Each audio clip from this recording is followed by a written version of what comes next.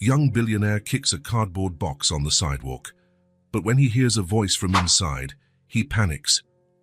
Noah Larkson pushed the revolving door of the corporate building as if he were running from something. The freezing December wind cut his face instantly, but he didn't even notice. He was used to the cold, both outside and within. The meeting had been a disaster. 4 hours of useless discussions, executives bickering over trifles, decisions that could have been made in 10 minutes. Noah left with a pounding headache in his temples and a desire to break something. The entire day had been like that. Problems piled on problems, incompetent people, contracts gone wrong. He was 29 with more money than he could count, but sometimes he felt like he was living someone else's life, an empty, meaningless life where nothing truly mattered. Walking through the streets of Manhattan, Noah felt the day's stress weighing on his shoulders. The cold wind bit at his face now, but he didn't care. He was angry, angry at work, angry at people, angry at himself. That's when he saw the box. It was tossed on the sidewalk, leaning against a trash can. Brown cardboard, wet from the rain. More rubbish in an already littered city, as if the world wasn't messy enough. The day's frustration exploded all at once. Noah stopped, looked at the box as if it were to blame for all his problems, and gave it a hard kick. The sound that came from inside was not what he expected. It wasn't the sound of old papers or empty cans. It was different, softer, as if something had stirred inside. Noah stood still, watching. The box was quiet again, but he was sure of what he'd heard. Something alive. Must be a cat, he thought, or a rat, or any animal that lived on the streets. He took another step to move away, but stopped again. The sound came back, quieter this time, almost like a whimper. He looked around. The street was empty, only a few lit windows, cars passing far away, the constant hum of the city no one else had heard. Noah crouched down slowly. The box was closed, but loosely. The top flaps were folded over each other, no tape, no glue, easy to open. He hesitated. It wasn't his problem. He didn't meddle in other people's lives, and they didn't meddle in his. That's how it worked. That's how it had always worked. But his hands were already moving. When he opened the box, the world stopped. Inside was a child. A small girl, curled up in a fetal position, wearing clothes that had once been white but were now grey with dirt. Her brown hair matted to her face, her thin arms wrapped around her own body. She was trembling. Even unconscious, she was trembling. Noah knelt on the sidewalk, staring in disbelief. The girl couldn't have been more than 4 years old. Maybe 5. It was impossible to be sure with her like that, so small, so fragile. "What the hell?" he whispered. He carefully touched her face. Her skin was freezing, too cold. Her lips were bluish, and he could see her breath coming out in small white clouds. For a second, Noah thought about calling the police, or an ambulance, or both. Someone who knew what to do. Someone who was trained for this, but she stirred. It was just a small movement, almost imperceptible. Her head turned slightly to the side, as if looking for a more comfortable position. And Noah saw that she was waking up.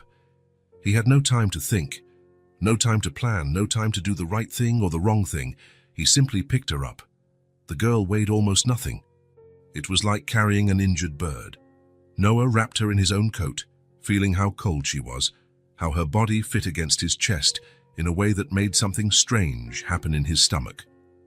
Urgency. For the first time in his life, Noah Larkson felt real urgency. Not the false urgency of business, deadlines, important meetings. This was different. It was physical. It was necessary. He started to run. The streets of Manhattan blurred into a sequence of lights. Cars, people, traffic lights.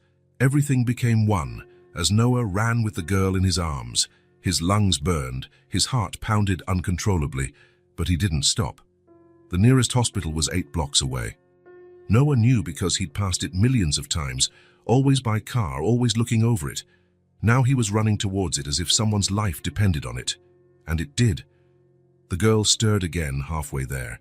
This time she opened her eyes, large, dark, confused. She looked at him without understanding, without fear, just looked. "It's okay," Noah said, not knowing if it was true. "I'm going to help you." She closed her eyes again. St. Mary's Hospital was crowded even at that hour of the night. Fluorescent lights, the smell of disinfectant, people hurrying back and forth with the organized haste of those who work saving lives. Noah ran in, still carrying the girl. "I need help," he shouted at the receptionist. "I found her on the street. She's very cold, I think." He didn't need to finish. A nurse appeared out of nowhere, saw the situation, and immediately called other professionals. In seconds, the girl was on a stretcher being wheeled inside. Someone put an oxygen mask on her face. Someone checked her vital signs. Someone shouted numbers Noah didn't understand. He stood in the hallway, watching everything happen through a glass door. His arms were still in the position of someone carrying something, even empty. "Sir?" Noah turned. It was a young nurse, with blonde hair pulled back in a ponytail. "I need some information about the child. Her name, age, who her parents are." "I don't know." The nurse blinked. "What do you mean you don't know? I found her in a box, on the street. I don't know who she is." The nurse's expression changed.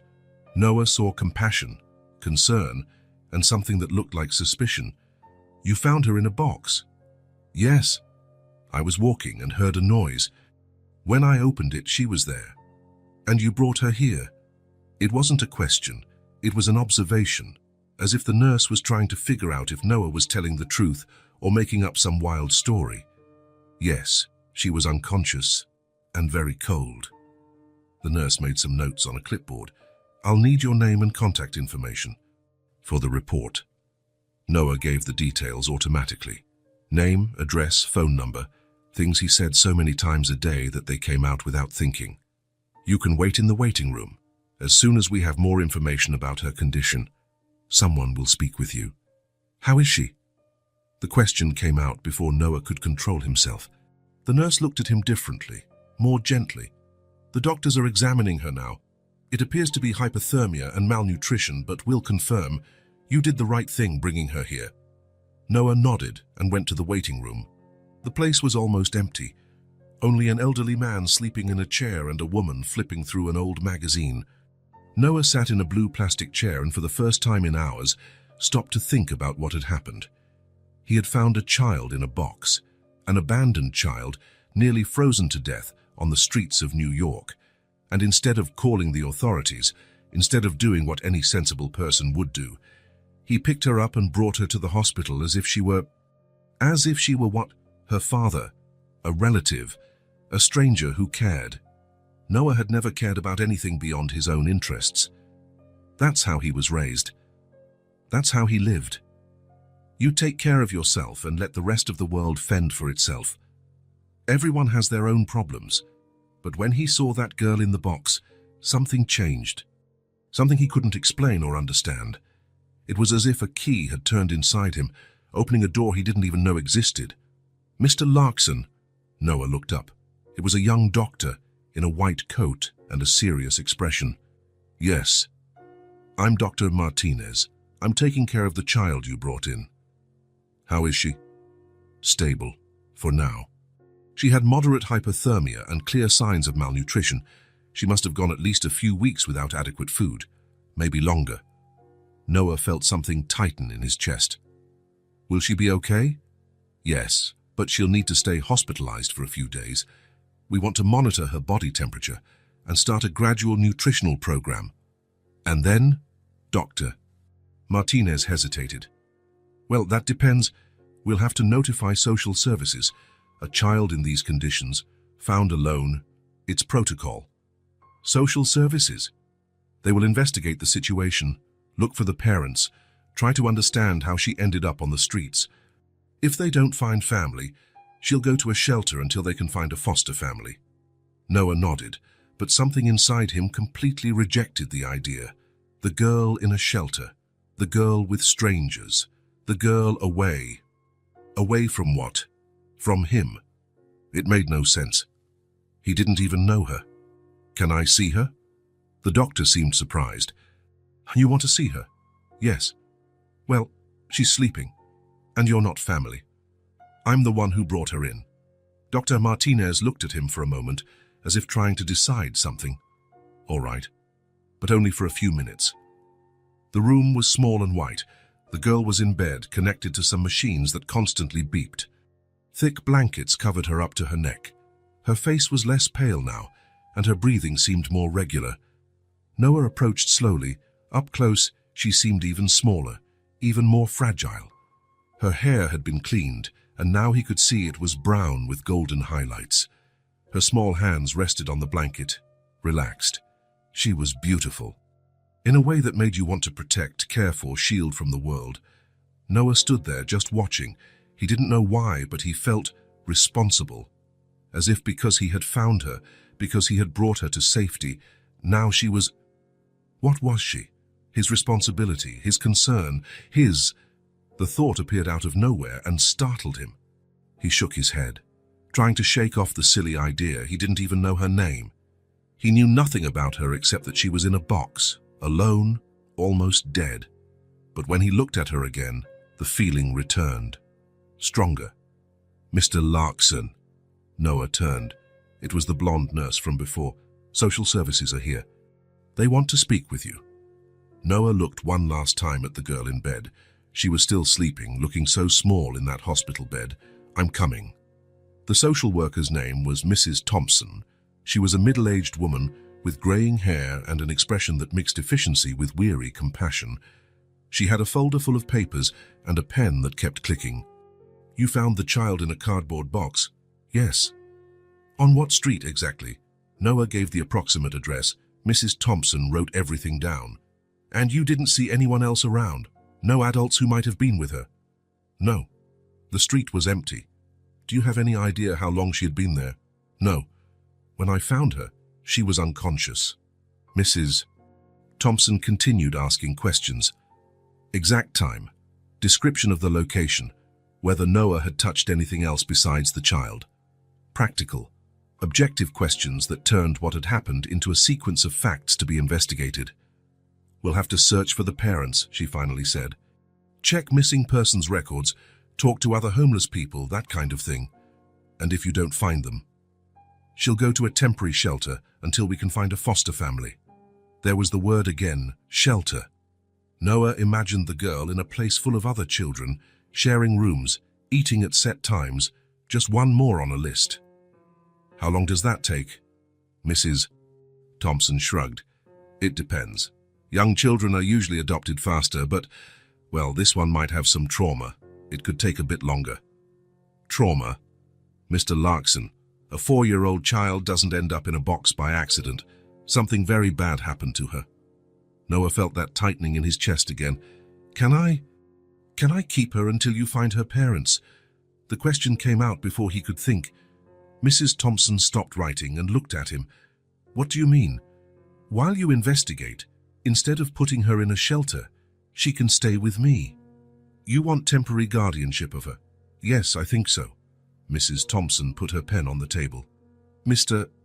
Larkson, do you understand that this involves background checks, home visits, interviews, and that the child may have special needs considering what she's been through? Noah hadn't thought about any of that. In fact, he hadn't thought it through properly.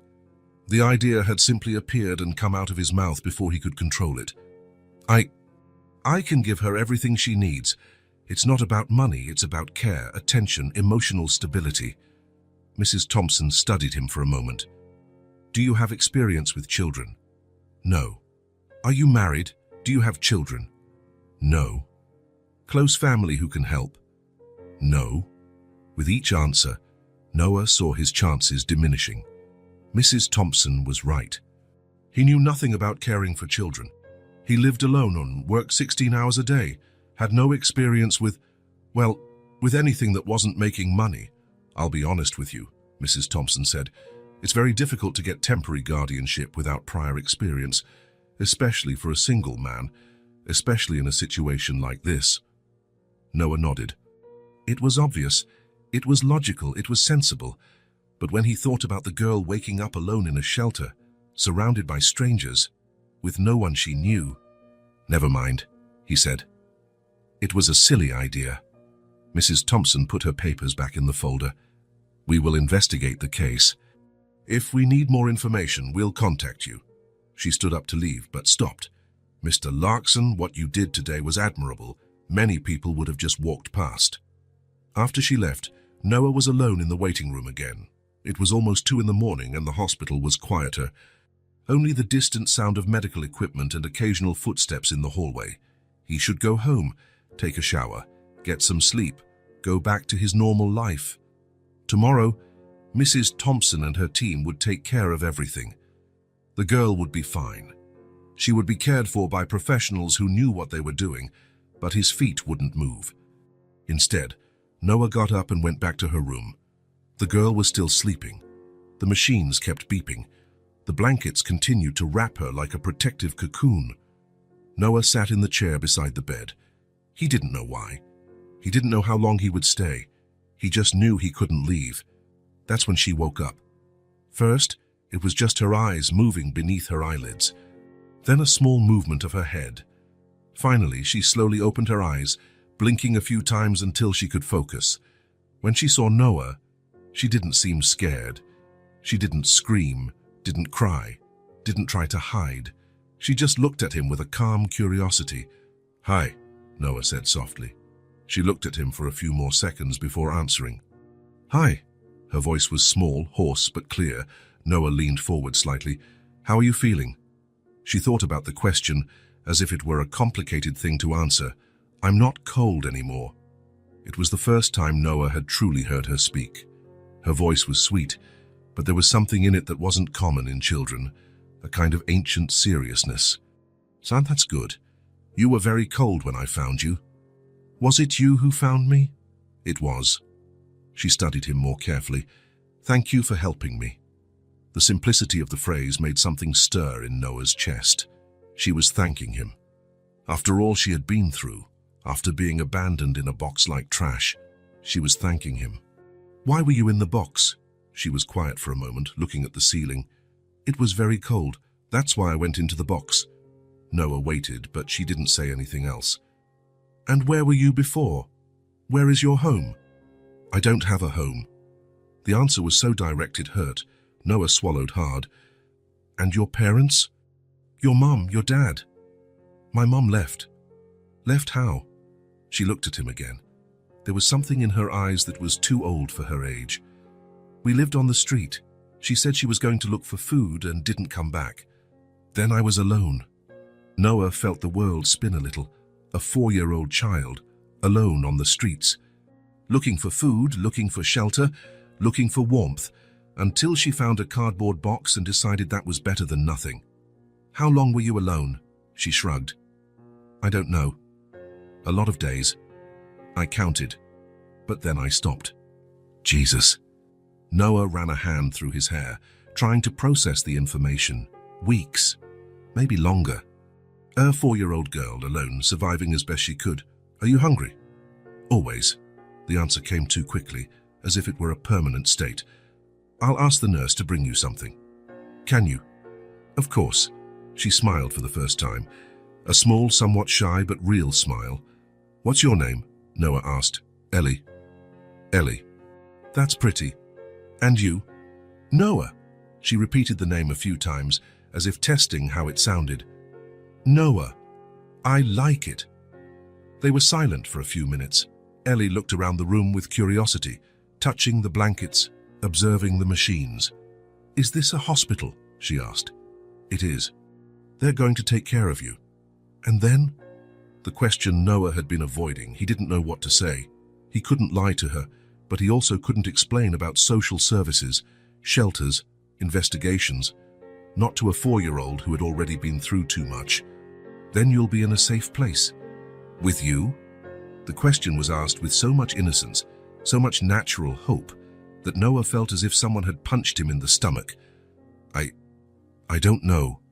Ellie looked at him for a moment, then nodded as if she understood. "It's okay. You've already helped me." And that's when it happened. Seeing her there, so small, so brave, so used to disappointment that she no longer expected anything from anyone, that's when something broke inside Noah. For the first time in his life, he truly cared about something. Not because of money, Not because of power, not because of ego. He cared because that child had touched a part of him he didn't even know existed. The part that wanted to protect someone. The part that wanted to care. The part that wanted to stay. Ellie? Do you want me to stay here with you tonight? She looked at him in surprise, as if she couldn't believe he had asked that. Can you? I can. This time the smile was bigger. She snuggled deeper into the blankets and closed her eyes. Thank you, Noah. Noah leaned back in the chair and watched her fall asleep. For the first time in years, he wasn't thinking about meetings, about business, about problems that needed to be solved. He was just there. Present. Necessary. And when Ellie finally fell asleep, a small hand half hidden under the blanket, Noah knew something had changed forever. He didn't know exactly what, or how, or what he was going to do about it, but he knew he wasn't leaving, not tonight, and maybe not tomorrow either. For the first time in his life, Noah Larkson had found something more important than himself. 3 days. That's all the time Noah got with Ellie at the hospital before Mrs. Thompson returned. She appeared at the room door with the same folder of papers and the same efficient expression as before. But this time, she wasn't alone. A man in a grey suit accompanied her, carrying a briefcase that looked overly important. Mr. Larkson, Mrs. Thompson said, this is Mr. Davidson from the Child Welfare Department. Noah was sitting in the chair next to Ellie's bed, where he had spent most of the last 3 days. She was awake, colouring in a book a nurse had brought, but she stopped when she saw the visitors. Ellie, Mrs. Thompson approached the bed with a smile that tried to be comforting. How are you feeling? Ellie looked at Noah before answering, as if asking for permission. Good. That's good. You really are much better. Mrs. Thompson turned to Noah. The doctor said she can be discharged today. Great, Noah said, but something in the woman's tone put him on alert. Davidson stepped forward. Mr. Larkson, we have prepared a placement at St. Joseph's Children's Shelter for Ellie. It's an excellent institution with trained professionals and other children her age. The words hit Noah like a punch. He knew this moment would come, but somehow he had convinced himself that maybe a shelter, it's standard procedure. Mrs. Thompson explained. We're still investigating the case, looking for family members, but in the meantime, she needs a suitable place to stay. Noah looked at Ellie. She had completely stopped colouring and was looking between the adults with an expression he now knew well. It was the same expression as when she talked about her mother leaving. Resignation. As if she already knew people always ended up leaving. What if she stayed with me? The words came out before Noah could think straight. Mrs. Thompson and Davidson exchanged a look. Mr. Larkson, Davidson said, we've discussed this. You have no experience with children. You haven't undergone any evaluations. I can undergo any evaluation you want. It's not just that. A traumatized child like Ellie needs specialized care, professionals who understand. She doesn't want to go to a shelter. Everyone looked at Ellie. She had her head down, fiddling with her crayon. Ellie, Mrs. Thompson said gently, how about meeting other children? At the shelter. There are girls and boys your age, toys, a big room to play in. Ellie didn't answer. She just huddled a little further into the bed. Noah felt something burn in his chest. Anger, frustration, and something else he couldn't name. It was as if they were trying to rip a part of him away. How long does it take to get temporary guardianship? Davidson sighed. Mr. Larkson, I'll be direct. Single men rarely get custody of young children, especially in cases like this. Statistics show— I don't care about statistics, Noah interrupted him. I want to know what I need to do. Mrs. Thompson looked at him with a different expression. Less professional, more human. Are you sure about this? Taking care of a child is a full-time responsibility, 24 hours a day, 7 days a week. She will need school, a doctor, clothes, proper nutrition. And more than that, she will need attention, affection, emotional stability. I can give her all of that. With what experience? Noah looked at Ellie again. She had raised her head and was looking at him with something that looked like hope. Cautious hope, as if she didn't want to be disappointed again. With the experience of wanting to try? Silence stretched in the room. Davidson fidgeted with his papers, clearly uncomfortable. Mrs. Thompson studied Noah as if trying to read something in him. "It would have to be temporary guardianship," she finally said, "while we investigate the case, and with regular visits from our professionals." "That's fine. And background checks, home visits, psychological interviews. That's fine. And if at any time we consider that it's not working, it will work." Mrs. Thompson looked at Davidson, who shook his head in disapproval. She sighed. "I'll need a lot more documentation. Proof of income, personal and professional references, medical report." "How long?" "A week, maybe 2. Noah's heart sank. 2 weeks of Ellie in a shelter. 2 weeks of her thinking he had left too. "What if I submit everything today?" Davidson laughed. "Mr. Larkson, these processes take time." "It's not possible." "It is possible," Noah said, pulling out his phone. "If it's a matter of paperwork, I can get everything today." He started dialing numbers, lawyers, accountants, doctors, people who worked for him, who owed him favors, who could make things happen. In 15 minutes, he had mobilized half a dozen professionals to prepare all the necessary documents. Mrs. Thompson listened, impressed. "Mr. Larkson, even if you get all the paperwork, we still need to do the visits, the interviews. Do them today. Today. Now. I can pay overtime for whoever is necessary. I can pay for transportation. I can pay whatever it takes. But she's not going to a shelter." Davidson was red with indignation. "That's not how things work. There are protocols, procedures. There are emergencies too," Noah said. "And if you thought a child in a cardboard box was enough of an emergency to mobilize everyone in a hurry, then a child who doesn't want to go to a shelter should be too." Mrs. Thompson looked at Ellie, who was following the conversation with wide eyes. "Ellie," she said, "do you want to stay with Noah?" Ellie looked at Noah, then back at Mrs. Thompson. For a moment, Noah was afraid of the answer. What if she said no? What if she preferred to go to the shelter with other children instead of staying with a stranger she had known for 3 days? "Can I?" The question was asked with so much hope, it made Noah's heart ache. "If everything goes well with the documentation," Mrs. Thompson said. "Yes." Ellie smiled, the first big smile Noah had seen from her. "Then I want to?" Davidson tried to protest a little more, but Mrs. Thompson was already picking up the phone. In 2 hours, half of the Child Welfare Department was at the hospital checking documents, conducting interviews, and preparing the paperwork for temporary guardianship. Noah went through the interviews as if he were in an important business meeting. He answered all questions, signed all papers, gave all the information requested. And when Mrs. Thompson finally said him approved, he felt a relief he didn't know was possible.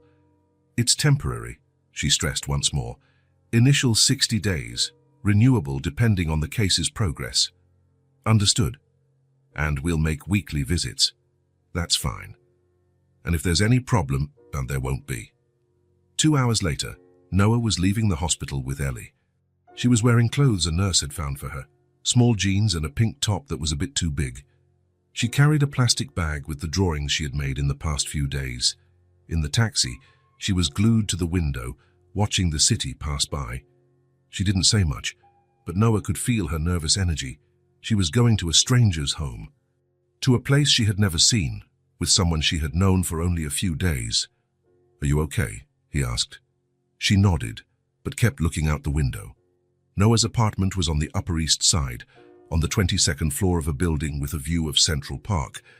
It was large, modern, filled with expensive furniture and artwork he never really stopped to look at. It was the kind of place that impressed clients and colleagues. But when he opened the door for Ellie, Noah saw the apartment through her eyes. Cold, empty, too quiet. "Is this where you live?" she asked, walking slowly through the entrance hall. "It is. Now it's where you live too." She continued exploring, touching things carefully, as if afraid of breaking something. She stopped in front of the large window overlooking the city. "It's very high up."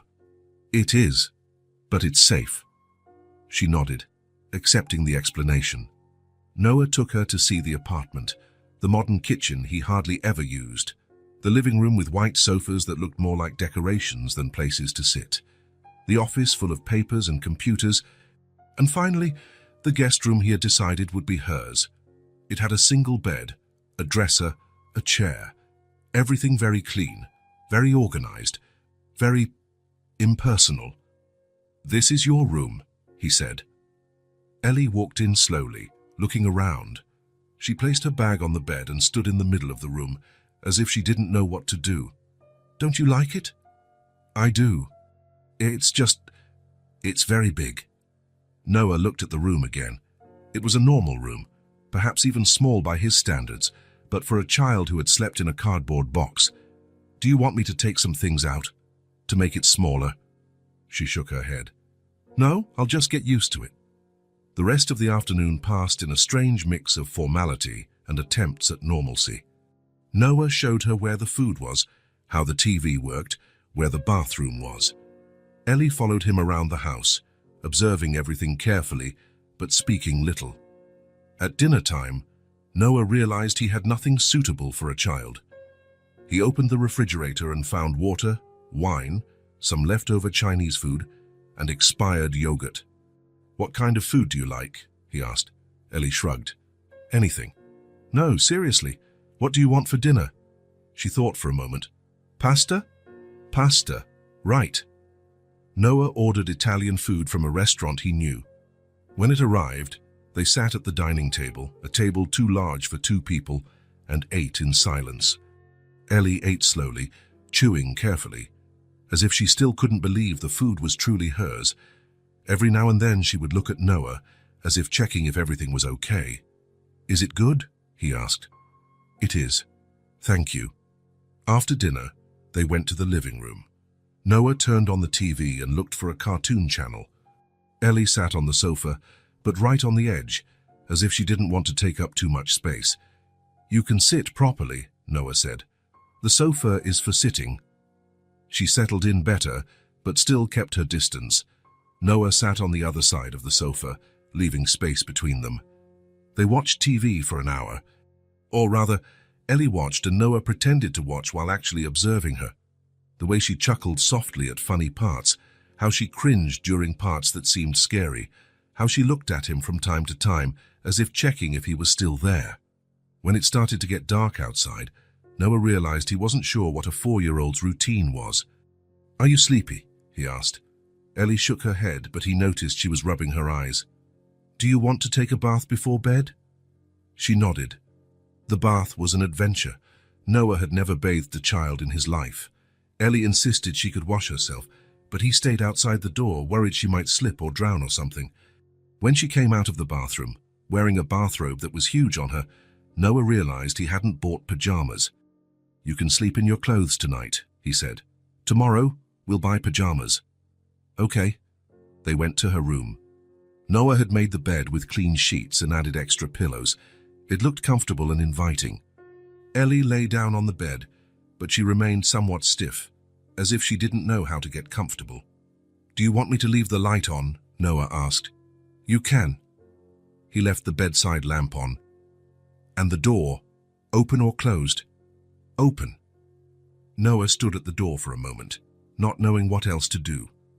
In movies, parents tell stories or sing songs, but he didn't know any suitable stories and he certainly couldn't sing. "Do you need anything else?" "No, thank you." "Then, good night." "Good night, Noah." He went to his own room, but couldn't sleep. He lay staring at the ceiling, thinking about the girl in the next room. Was she scared? Was she regretting coming? Had he done the right thing? Around midnight, he heard a noise. He got up and went to check. Ellie wasn't in bed. For a second, Noah panicked. What if she had run away? What if she had decided she preferred the streets? What if... He found her on the floor, next to the bed, curled up in the blanket. She was sleeping, breathing slowly and deeply. Noah watched for a moment, trying to understand. The bed was made warm, comfortable. Why was she sleeping on the floor? Then he understood. A bed was a luxury. A bed was something that could be taken away at any moment. The floor was safe. The floor was what she knew. He slowly crouched down, took an extra blanket from the closet, and carefully placed it over her, trying not to wake her. Ellie stirred a little, but continued to sleep. "Good night, little one," he whispered. In the following days, Noah discovered that caring for a child was completely different from anything he had ever done in his life. There was no instruction manual, no weekly reports, no clear goals to achieve. Ellie still spoke little. She answered when he asked something, thanked him for food, for bathing, for the new clothes he bought, but she rarely initiated conversations or asked for anything. What she did was observe everything, all the time.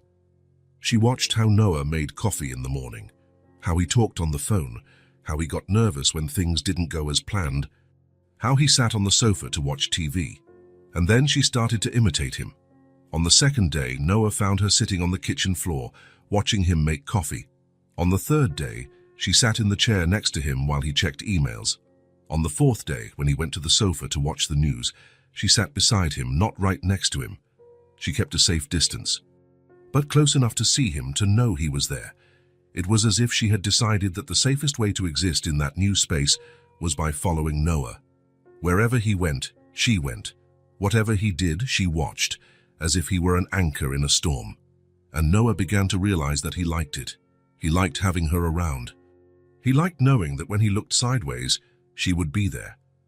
He liked the strange responsibility of knowing that someone depended on him for more than money or business decisions. She depended on him for safety, for food, for not leaving. "Do you want to watch something specific?" he asked one night, when he realized that for a week they had only watched what he chose. Ellie shook her head. "I like what you like, but you can choose too. It's your home now." She looked at him with a serious expression. "Is it really my home?" The question made something tighten in Noah's chest. He realized that for her, nothing was guaranteed. Home, food, safety. Everything could disappear at any moment, because it had disappeared before. "Yes, it is," he said. "Your home." She smiled and snuggled a little closer on the sofa. "So I can choose the channel sometimes."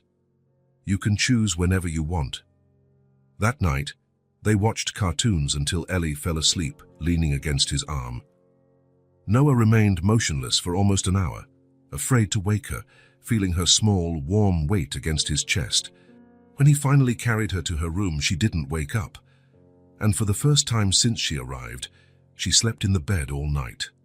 Noah stood at the door for a few minutes, watching her sleep. So small, so confident now, so his. That was it. He didn't know when it had happened, but it had.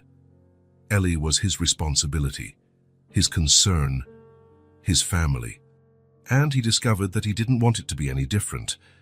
Mrs. Thompson could talk all she wanted about temporary guardianship and procedures. Davidson could cite all the statistics he knew about single men and traumatized children. But there, in that room, watching Ellie sleep safe and warm in a real bed, Noah knew he had found something he didn't know he was looking for. He had found a reason to wake up in the morning that had nothing to do with money or power. He had found someone who needed him as much as he needed her. And for the first time in his life, Noah Larkson felt completely, truly necessary. The second week began with Noah realizing that he knew absolutely nothing about taking care of a child. Like, nothing at all. On Monday morning, he woke up to Ellie knocking on his bedroom door. "Noah, I'm hungry." He looked at the clock, 6:30 in the morning. Never in his life had he woken up so early by choice. But there she was, standing at the door, her hair all messy and her clothes wrinkled from sleeping. "Okay, let's make breakfast." Noah went to the kitchen and opened the refrigerator. It was still practically empty. He had some fruit he'd bought the day before, yogurt, and that was it. "What do you usually eat for breakfast?" he asked. Ellie shrugged. "Whatever there is." This answer was starting to bother Noah. Not because it was difficult, but because it was obvious she had learned not to expect much from life. "No, seriously, what do you like to eat?" She thought for a moment. "Cereal? Cereal, right." Noah looked at the cabinets. There was no cereal, no milk, nothing a normal child would eat for breakfast. "Let's go out and buy some," he said. The supermarket at 7 in the morning was a new world for Noah, full of people rushing around, buying groceries for the week, grabbing coffee on their way to work. He had never noticed it, because he had never been in a supermarket at that hour. In fact, he was rarely in a supermarket at any hour. Ellie was impressed by the size of the place. She walked glued to the cart Noah pushed, looking at everything with wide eyes. "There's a lot of food here," she said. "Yes, you can choose whatever you want." They went to the cereal aisle first. Noah stood in front of the shelves, looking at dozens of colorful boxes. How did anyone choose among so many options? "Which one do you want?" Ellie looked at all the options, clearly lost as well. "I don't know. Which one is best?" "I don't know. I've never bought cereal." She looked at him in surprise. "Never. Never." "What do you eat for breakfast?" Noah thought. What did he eat for breakfast? Coffee, usually. Sometimes nothing. Sometimes something his assistant bought. "Coffee," he said. "Just coffee." "Sometimes a fruit." Ellie seemed to find that very strange. "Don't you get hungry?" "I get used to it." She nodded as if she understood perfectly. One more thing they had in common, getting used to less. But today was different. Today they were going to choose cereal. Ellie pointed to a box with a colorful character. "So that looks yummy. Then let's get that one." Noah tossed the box into the cart and they continued walking. Milk, fruit, bread, eggs. Basic things he had never thought of having at home because he always ate out or ordered delivery. When they got home, Noah realized he had another problem. He didn't know how to prepare anything. He opened the cereal box and poured it into a bowl. He grabbed the milk and spilled half of it on the counter. "Damn," he said, and immediately regretted it. "Sorry, I shouldn't curse around you." Ellie giggled. It was a small laugh, just a puff of air, but it was the first time Noah had heard her truly laugh. Not a polite smile or a response to what he said. A real laugh. "I can help you," she said. And then something strange happened. Noah, who ran companies, who made decisions that moved millions of dollars, who commanded meetings with dozens of executives, let a 4-year-old girl teach him how to pour milk into cereal. Ellie climbed onto a chair to reach the counter and held the milk carton with both small hands. "Slowly," she said, concentrating. "Just a little bit at a time." She poured the milk carefully, stopping when it reached the right amount. Then she took a spoon from the drying rack and handed it to him. "Done." "Thank you," Noah said. "You're good at that. I learned from my mom. She said you had to be careful not to waste." It was the first time Ellie had mentioned her mother without being asked.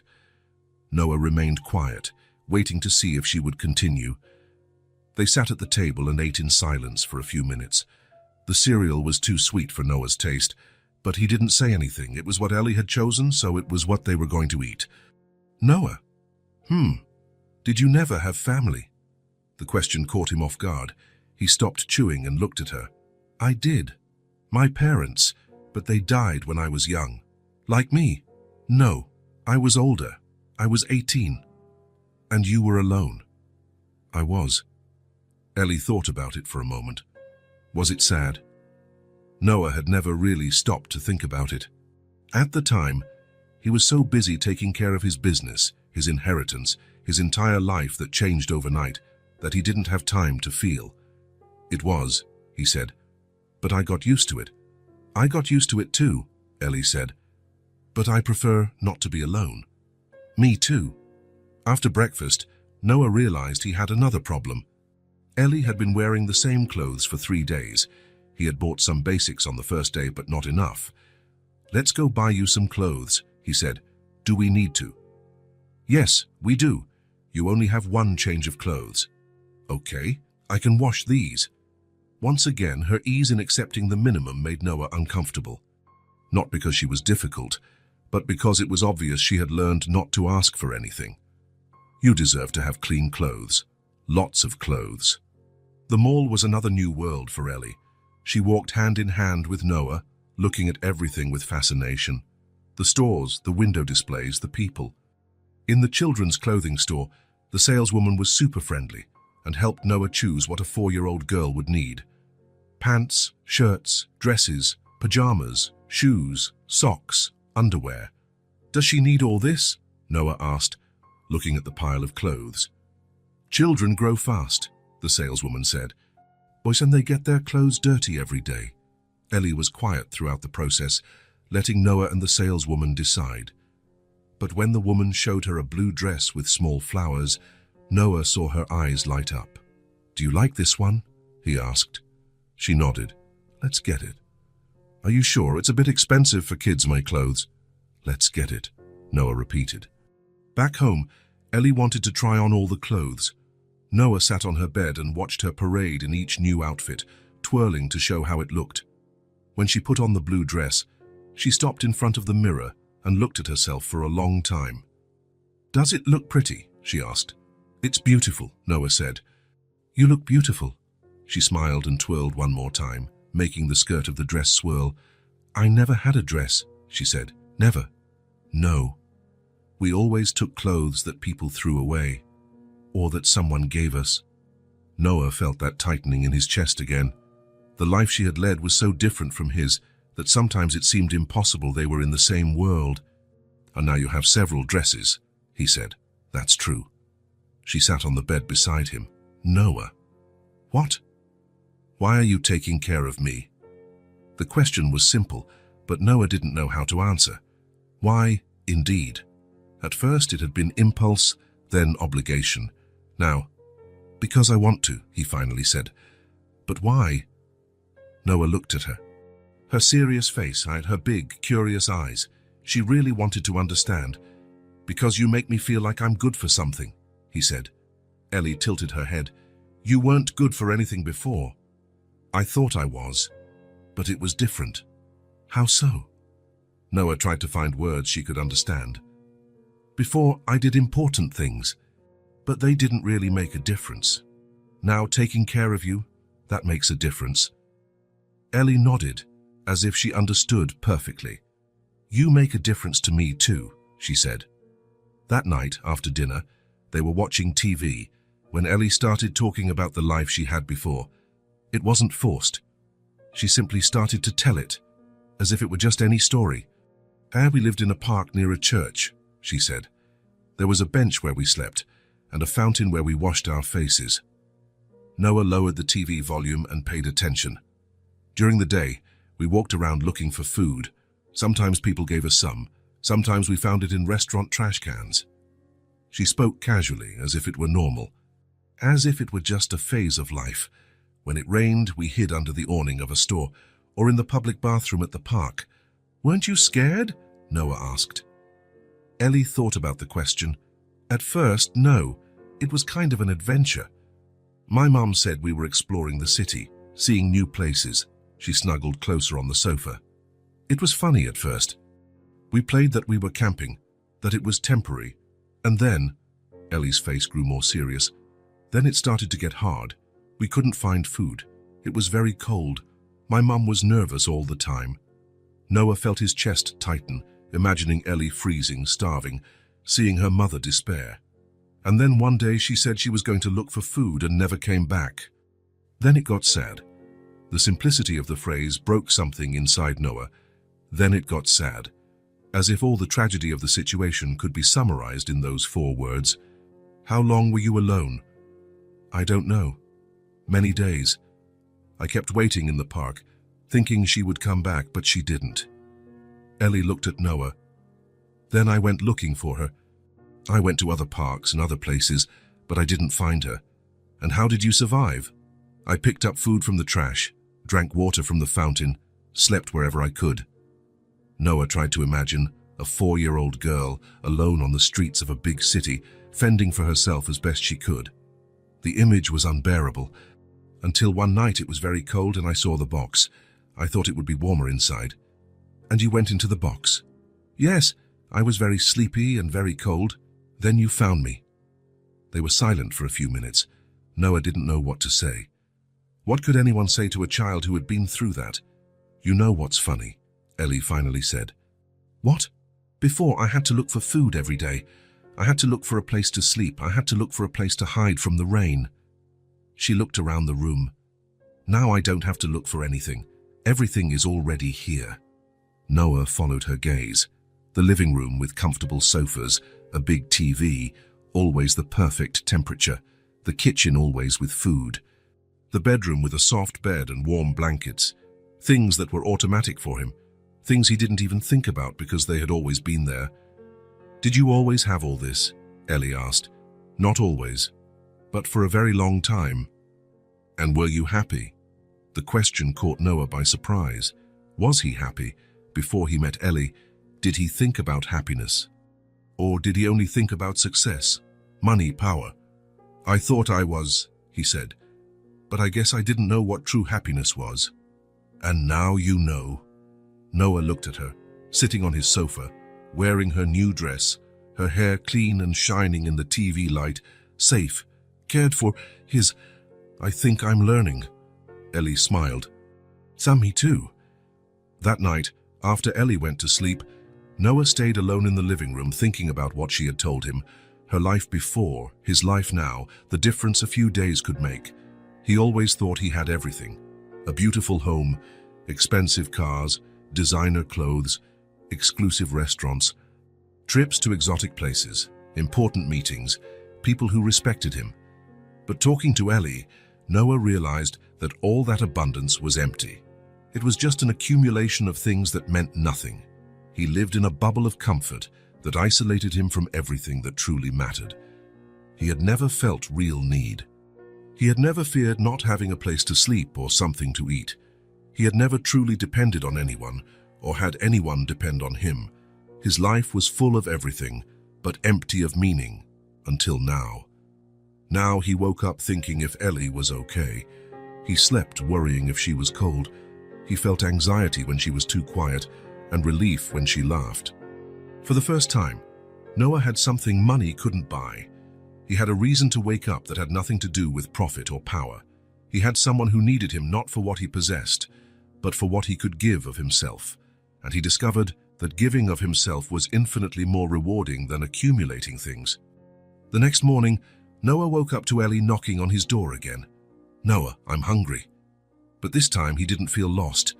He knew exactly what to do. He went to the kitchen, took the cereal box they had chosen together, and prepared breakfast for two.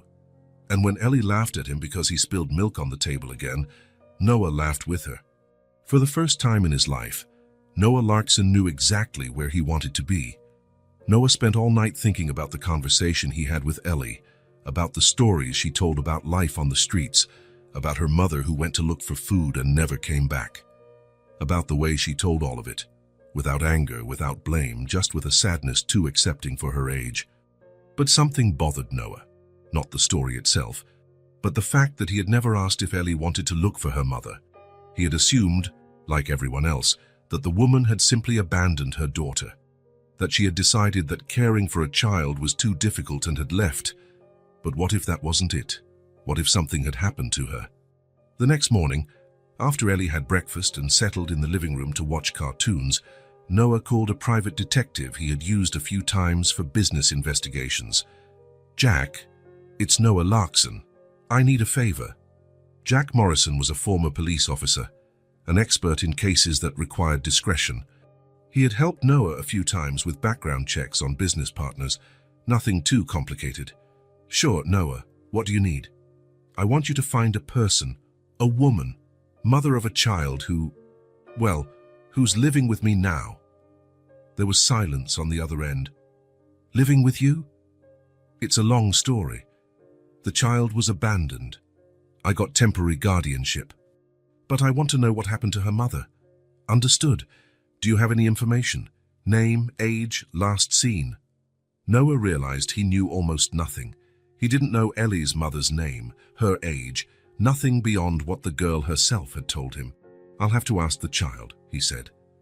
"Noah," Jack said in a more serious tone, "are you sure you want to stir this up? Sometimes it's better to leave the past where it is." "Maybe, but she deserves to know what happened." After hanging up, Noah watched Ellie watch TV. She was sitting on the floor, cross-legged, completely focused on the cartoon. She was wearing one of her new outfits. Her hair was brushed, her cheeks had a healthy color. She looked like a normal child, a child who had never known hunger or cold or fear. But Noah knew that beneath that appearance of normalcy, Ellie carried memories no child should have. And one of the biggest was not knowing what had happened to the only person who had cared for her. "Ellie, can I talk to you about something?" She turned off the TV and sat on the sofa next to him. Noah noticed that whenever he said he wanted to talk, she stopped everything to give him her attention, as if his words were the most important thing in the world. "It's about your mom," he said. Ellie became more serious, but didn't seem scared. "What about her?" "I was thinking, if I could try to find her, would you like that?" The question hung in the air between them. Ellie looked at the floor, then at the window, then back at Noah. "What do you mean, find her?" "Hire someone to look for her, to find out where she is, what happened." Ellie was quiet for a long time. Noah could practically see the thoughts going through her head. "And what if she doesn't want to see me?" she finally asked. The question broke Noah's heart. A 4-year-old already thinking about rejection. "Why wouldn't she want to see you?" "Because she left me. Ellie, sometimes people don't leave on purpose. Sometimes things happen that they can't control." She looked at him with those big, serious eyes. "Like what?" Noah realized he was entering delicate territory. He couldn't promise that her mother hadn't abandoned her on purpose. He couldn't promise they would find her. He couldn't promise everything would be okay. "I don't know," he said honestly. "But I think you deserve to know the truth." Ellie thought a little more. "If you find her, will I have to leave?" And there it was. The real fear, not of rejection, but of having to leave the only safety she had found. "No," Noah said immediately. "No matter what happens, you won't have to leave if you don't want to. Promise." "I promise." Ellie nodded slowly. "Then you can look." That afternoon, Noah sat with Ellie to gather all the information she could remember about her mother. It wasn't easy. Child memories are fragmented, especially memories of traumatic situations. Her mother's name was Sarah. Sarah Johnson, Ellie thought. She had brown hair like Ellie's, but darker. She was thin, always thin. She wore a blue jacket that was somewhat torn. Ellie remembered some places they had stayed. A park near a church with tall steeples, a park with a pond where ducks were, a street with many shops where they sometimes got food. Every detail Ellie recounted, Noah wrote down. Not because he thought it would help much in the investigation, but because he could see it was important to her. It was as if telling those memories made her mother exist again, at least in conversation. "She used to sing to me," Ellie said at one point. "When I couldn't sleep because of the noise or the cold, she would hum a song softly." "What song?" Ellie began to hum a simple melody. It had no lyrics, or at least she didn't remember the words. But the melody was sweet, comforting. "It was beautiful," Noah said. "It was. It made me feel safe." When they finished talking, Noah gave all the information to Jack. It wasn't much, but it was a start. "I'll see what I can find," Jack said. "But Noah, you need to prepare for any outcome. People who live on the streets, sometimes the stories don't end well." "I know. And you need to think about what you'll do if we find her. If she's alive, if she wants her daughter back." Noah hadn't thought about that. Throughout the conversation with Ellie, throughout the process of gathering information, he had focused only on giving her answers. He hadn't thought about what would happen next. And for the first time in his life, Noah was trying to help someone come back, not leave. His entire career had been about convincing people to sign contracts, to accept his terms, to do what he wanted. He was an expert at making people turn away from other options and choose him. But now he was doing the exact opposite. He was actively looking for someone who could take Ellie away from him. It was the most counterintuitive and most frightening thing he had ever done. And at the same time, he knew it was the right thing to do. Because if he truly loved Ellie, and he was starting to understand that yes, he loved her in a way he had never imagined possible, then he had to want what was best for her, even if it meant losing her. The investigation took 2 weeks. 2 weeks of Noah waking up every day hoping for a call from Jack. 2 weeks of Ellie asking any news every afternoon when he got home from work. 2 weeks of Noah being torn between hope and terror. Finally, Jack called. "Noah, I found her." Noah's heart stopped. "You found her?" "I found out what happened to her. Can you come here?" "It's better if we talk in person." Jack's office was in a commercial building downtown. Small rooms, simple furniture, the smell of old coffee. Noah sat in the chair opposite his desk and waited. Jack opened a folder and pulled out some papers. "I found Sarah Johnson," he said. "The good news is she's alive." Noah felt relief and anxiety at the same time. "So, and the bad news?" "Well, it's complicated." Jack leaned back in his chair. "I was able to track her through shelter records. Apparently, on the same night Ellie was found in the box, Sarah collapsed on a street about 10 blocks away." "Collapsed?" "Severe hypothermia, extreme malnutrition, dehydration. She almost died. She was hospitalized for a week, then transferred to a recovery shelter." Noah tried to process the information. "So she didn't abandon Ellie on purpose?" "It doesn't seem so. According to the records, she was delirious for days talking about finding her daughter. As soon as she recovered enough, she started looking." And Jack hesitated. "And she looked for weeks. Went to all the children's shelters, police stations, hospitals, talked to other homeless people, to volunteers, to anyone who might have seen a little girl, but didn't find her. Didn't find her because you two were here, at the private hospital, and then at your house. She looked in the public system. She would never have imagined her daughter was being cared for by a billionaire on the Upper East Side." Noah felt strange. Relief, because Sarah hadn't deliberately abandoned Ellie. Tension, because now he had to figure out how to tell Ellie, and a confused feeling he couldn't name. "Where is she now?" "At a rehabilitation center in Brooklyn. Still weak, but stable. The social workers there said she talks about her daughter every day. Does she know Ellie is okay?" "No. She's still looking." Noah was quiet for a moment, trying to organize his thoughts. "Jack, what do you think I should do?"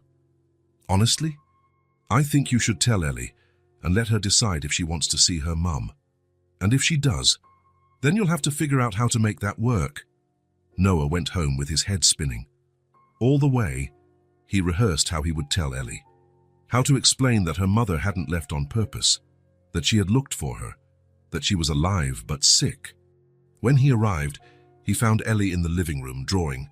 She looked up when she saw him. "Any news?" Noah sat beside her. "There is." Ellie dropped her crayon and turned completely to him. "What did you find out?" Noah took a deep breath. There was no easy way to do this. "We found your mom, Ellie. She's alive." Ellie's eyes widened. For a moment she was completely still, as if she didn't know how to process the information. "Alive? Alive, but she got very sick. On the same night you went into the box, she collapsed on the street. She almost died from the cold." Ellie slowly absorbed the information. "So she didn't leave me on purpose?" "No. She went to look for food and ended up getting too sick to come back. When she got better, she started looking for you. She looked for me. For weeks. She went to all the places she could think of. She just couldn't find you because you were here, with me." Ellie was quiet for a long time. Noah could see tears forming in her eyes. "Is she still sick?" "She's getting better, but she's still weak." "Can I see her?" The question Noah had been both expecting and dreading. "You can, if you want to, but you don't have to decide now. You can think about it." Ellie shook her head. "I don't need to think. I want to see her." She threw herself into Noah's arms and began to cry. Not from sadness, he realized. From relief. "She didn't leave me," Ellie repeated between sobs. "She didn't leave on purpose." Noah held her tight, feeling the girl's chest rise and fall with her crying, and for the first time since the investigation began, he allowed himself to feel what he was truly feeling. Fear. Fear of losing her. Fear that Sarah would want to take Ellie away. Fear of living alone again in that silent apartment. But also pride. Pride in having done the right thing, even knowing it could hurt him. And love. Love for a girl who deserved to know she hadn't been abandoned. Who deserved the chance to see her mother again, even if it meant leaving him behind. For the first time in his life, Noah Larkson was learning what it meant to love someone enough to want what was best for them, regardless of the cost to himself. And even though he was afraid of what might happen, he knew he had made the right decision. Ellie deserved to know the truth, and now she did. Ellie woke up on the day of the meeting even before the sun rose. Noah found her in the kitchen, sitting at the table, already dressed in her favorite blue dress. "You haven't had breakfast," he said. "I can't eat." Noah understood. His stomach had been in knots since he woke up too. He had spent all night imagining how it would be. How would Ellie react to seeing her mother after so long? How would Sarah react to seeing her daughter well-grown, different? "Do you want to go later?" he asked. Ellie shook her head vigorously. "No, I want to go now."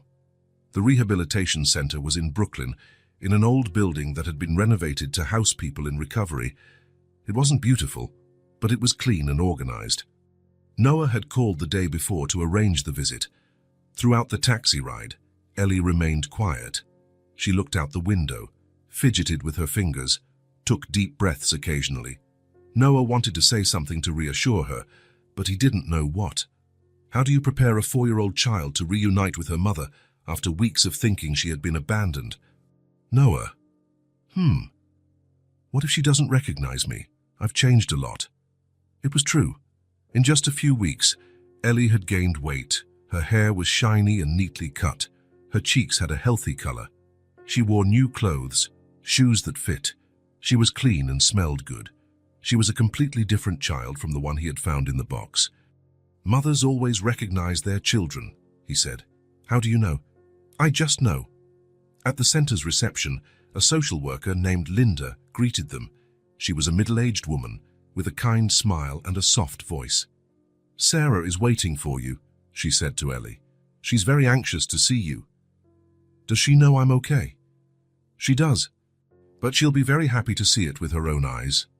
Linda led them down a long hallway, with doors on both sides. The place smelled of disinfectant and had that institutional silence Noah knew from hospitals.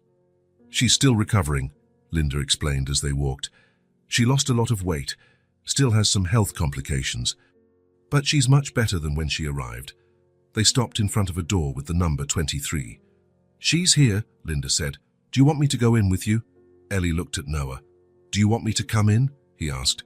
"I do." Linda knocked on the door and opened it slowly. "Sarah, they're here." The room was small and simple. A bed, a chair, a small window. And sitting on the bed, a woman too thin, with brown hair that needed a trim and eyes that widened the second they saw Ellie. "Ellie?" The voice was weak, hoarse, but filled with an emotion that made Noah's heart ache. Ellie stood at the door for a moment, just watching. Noah could feel the tension in her small body. "Mommy?" And then Sarah began to cry. Not a delicate cry, but a cry of profound relief, of despair that finally found peace. "My God," she whispered. "My God, you're well. You're beautiful."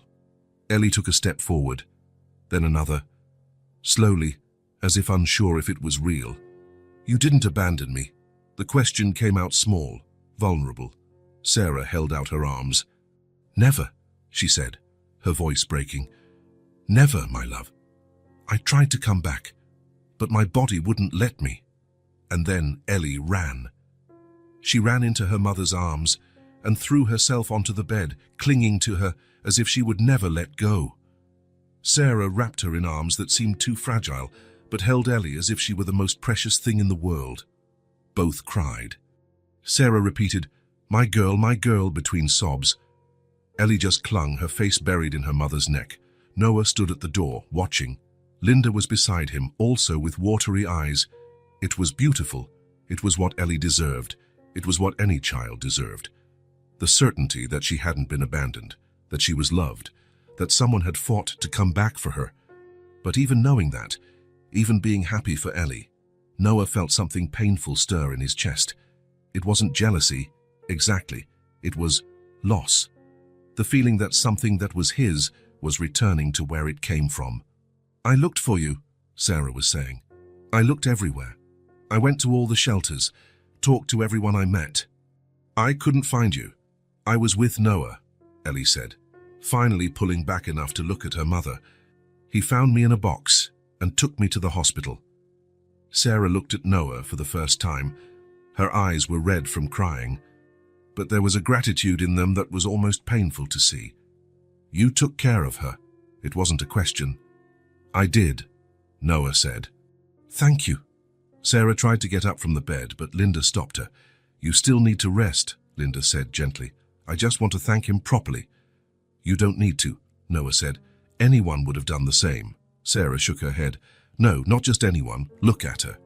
She ran a hand through Ellie's hair. She's healthy, happy. That doesn't happen by chance. They stayed in the room for another hour. Ellie talked about life in Noah's apartment, about the new clothes, about learning to make cereal, about watching TV on the big sofa. Sarah listened to everything with a mixture of joy and sadness. Joy because her daughter had been well cared for, sadness because she had missed all those experiences. Do you like living with Noah? She asked at one point. Ellie looked at Noah, then back at her mother. I do. He's good to me. But I missed you. I missed you too. Every day. When it was time to leave, Ellie clung to her mother again. Are you staying here? For a few more weeks, until I get stronger. And then? Sarah hesitated. It was the question everyone was avoiding, but it needed to be asked. Then we'll have to figure out what to do, she said. In the taxi back, Ellie was quiet again, but it was a different silence, lighter, as if a weight had been lifted from her shoulders.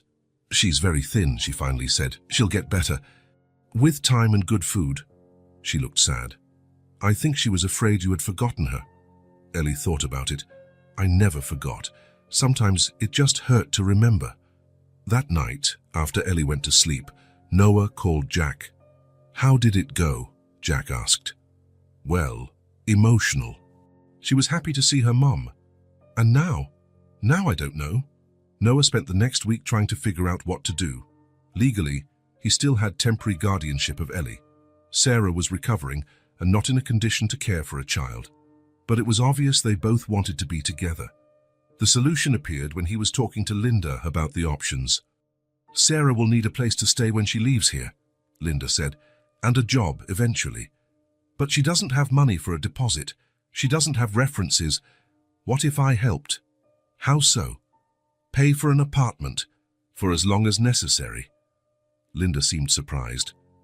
Mr. Larkson, that's very generous, but Sarah is proud. She might not accept charity. It's not charity. It's an investment in Ellie's future. Noah found a small apartment in Queens, 2 bedrooms, kitchen, living room. Simple, but clean and safe. It was near a good school and had a park around the corner. When he showed the place to Sarah, who was well enough to leave the center for visits, she started to cry. I can't afford this, she said. You don't need to pay now. When you're working, we'll see. Why are you doing this? Noah looked at Ellie, who was exploring the empty apartment, opening cabinets, testing faucets. Because she deserves to have a home, and you deserve to have your daughter back. The following weekend, Noah took Ellie to choose furniture. It was a completely different experience from when he bought things for her in his apartment. This time, every decision was made for someone else. My mom likes blue, Ellie said when they were choosing curtains. Then let's get blue. They bought a small kitchen table, a comfortable used sofa, beds, sheets, towels. Noah let Ellie choose almost everything. It was important that she felt part of creating that space. In the housewares store, Ellie stopped in front of the pots and pans. My mom knew how to cook, she said. Before, when we had a home. She will again. Do you think she'll remember? I think some things you never forget. When they finished furnishing the apartment, Noah sat on the new sofa and looked around. It was simple, but cozy. It had a sense of home that his luxurious apartment never did. It looks pretty, Ellie said, sitting beside him. It does. My mum will like it. She will. They were silent for a few minutes. Noah knew it was the last time they would do something like this together. The following week, Sarah would leave the center and come live there. Ellie would go with her. Noah, can I visit you? Whenever you want. And can you come here? If your mom lets you. She will. She likes you. How do you know? I know. And you're still my family too, right? The question made something tighten in Noah's throat. Always, he said. The move happened on a sunny Thursday. Noah helped Sarah and Ellie settle into the new apartment. Sarah was still fragile, but determined. Ellie was excited, running from one room to another, showing everything to her mom. This is my room, she said, leading Sarah to see it. Noah let me choose the wall color. Pink, Sarah smiled. It was always your favorite color. When everything was settled, Noah prepared to leave. It was strange. For weeks, Ellie had been his constant responsibility. Now he was handing her back to the person who truly mattered. Thank you, Sarah said at the door. For everything. I don't know how I'll ever repay you. You don't need to repay me. Just take good care of her. Always. Ellie approached him. Bye, Noah. Bye, princess. She hugged him tight, then ran back into the apartment. Noah returned to his own apartment, and for the first time in weeks, found himself alone again. The place was just as it had always been, clean, organized, silent. But now it felt empty in a way that hurt. He walked through the rooms, noticing things he hadn't before. The absence of Ellie's drawings on the refrigerator, the lack of small clothes in the laundry room, the silence where there had once been laughter and conversations. It was as if a piece of him had returned to another place, and perhaps that was exactly it. The following Saturday, Noah was working in his office when the doorbell rang. When he opened the door, he found Ellie standing in the hallway, holding a folded paper. Hi, she said. Hi. Are you okay? Where's your mum? She's downstairs. She said I could come up alone to give you something. Ellie handed him the paper. It was a drawing. A house with 2 windows, a door, and 2 figures in front, one large and one small. That's us, she explained. In the new house. Noah looked closer at the drawing. There was something written underneath, in shaky child's handwriting. You're like my family too. Ellie, it's true. My mum said family isn't just about blood. It's about who takes care of you, and you took care of me. Noah knelt to be at her height. You're my family too, he said. Really, really, always will be. Ellie smiled and hugged him again. I have to go. My mum's making pasta for us. She remembered how to cook. She did, and it's yummy. After Ellie left, Noah put the drawing on the refrigerator. He looked at it for a long time. She was right. Family wasn't just blood, it was choice, it was care. It was wanting the best for someone, even when it meant letting go. And even though Ellie no longer lived with him, even though she was no longer his daily responsibility, she would always be his family. She would always be the girl who taught him what it meant to love someone more than himself. She would always be the reason he learned that life had meaning far beyond money and power. And she would always be welcome home. 6 months later, Noah had a routine he never imagined having. Every Wednesday, he left the office early and drove to Queens, not because he had to go, because he wanted to go, because Wednesday was the day Ellie waited for him with a smile at the window, and Sarah prepared tea for 3. On that particular Wednesday, Noah stopped at a toy store on the way.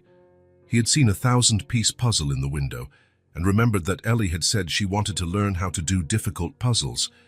Tanhua! Ellie came running and threw herself into his arms. At 5 now, she was taller, stronger, but still fit perfectly in his hug.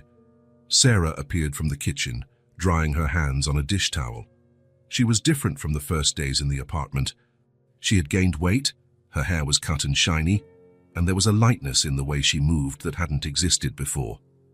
You're just in time, she said. The cake is almost ready. You didn't have to make cake. I know, but I wanted to. That's how it was between them now. Small gestures of affection that came not from obligation, but from genuine gratitude and affection that had grown naturally over the months. Sarah had found a part-time job at a children's clothing store. Noah continued to pay the rent, but now it was more of a family arrangement than charity. I brought you something, Noah said to Ellie, handing her the bag. When she saw the puzzle, her eyes lit up. 1,000 pieces. You remembered. After the snack, they settled on the living room floor to put together the puzzle. It was a landscape of mountains with a lake in the middle. Ellie insisted on separating all the pieces by color first. Noah, Ellie said at one point, do you have family besides us? The question caught him off guard. No, he said. You are my family. What about other children who don't have family, like we were before? Noah stopped fiddling with the pieces and looked at her. Are there other children sleeping in boxes or in parks? Yes, Noah said honestly. That's sad. You could help them too. Sarah got up from the sofa and came to sit on the floor with them. You know, she's right. When I was at the rehabilitation center, I met many mothers who lost their children because they had nowhere to live. That would be a lot of responsibility, Noah said. You have money for it, Ellie said with the brutal simplicity of children. You don't have to help everyone, Sarah said, but you could help some. Like you two helped me, Ellie added. What do you mean I helped you? You helped me. Ellie rolled her eyes. You gave us a home. We gave you family. Everyone helped everyone. That night, Sarah and Noah talked about the idea. Sarah knew the system from the inside. She knew what the real problems were, where the greatest need was. The biggest problem isn't money, she explained. It's lack of integration. Mothers are in one place, children are in another. No one works together to keep families united. Noah spent the following weeks researching, talking to social workers, visiting shelters. What he saw confirmed what Sarah had said. 6 months later, Noah was in front of a renovated building in Brooklyn, looking at the sign, Castles Without Doors Foundation. It was a name Ellie had suggested. Why castles? Noah had asked. Because every child deserves to feel like a princess or a prince. And why without doors? Because when you don't have a home, it's like all doors are closed to you, so we leave them open. The foundation started small. 5 apartments for families in transition, a team of social workers, a professional training program for mothers, a daycare for children. On opening day, Sarah and Ellie were there. Ellie carried a drawing she had made especially for the occasion, a building with many windows and a large open door. In front, dozens of small figures entering and leaving freely. It's for you, she said, handing the drawing to Noah. For you to put in your new office. He taped the drawing to the wall behind his desk. There was everything he needed to remember why he was doing this. In the months that followed, the foundation grew. More apartments, more families, more stories of new beginnings. Noah continued to visit Sarah and Ellie every Wednesday, but now he also spent Saturday mornings at the foundation. On one of those Saturdays, he was helping a new mother when Ellie appeared at the door. Hi, Noah. My mum came to bring clothes that don't fit me anymore. Ellie looked around the apartment. It looks like our apartment, when you helped us move. Do you like doing this? She asked. I like it a lot. Why? Because it makes me feel useful. You were always useful, Ellie said. You just didn't know it. That night, Noah received a call from Sarah. Ellie wants to talk to you. Hi, Noah. I just wanted to say good night. Good night to you too. Noah, thank you for finding me in that box. Thank you for being there to be found. After he hung up, Noah thought about how life had changed. A year ago, he was a man who had everything and felt nothing. Today, he had discovered that true wealth wasn't in how much you owned guitar, but in how many lives you touched. Ellie had taught him that. A 4-year-old girl who should have felt grateful to have been saved, but who, in fact, had been the one who saved him. She hadn't just found a family. She had created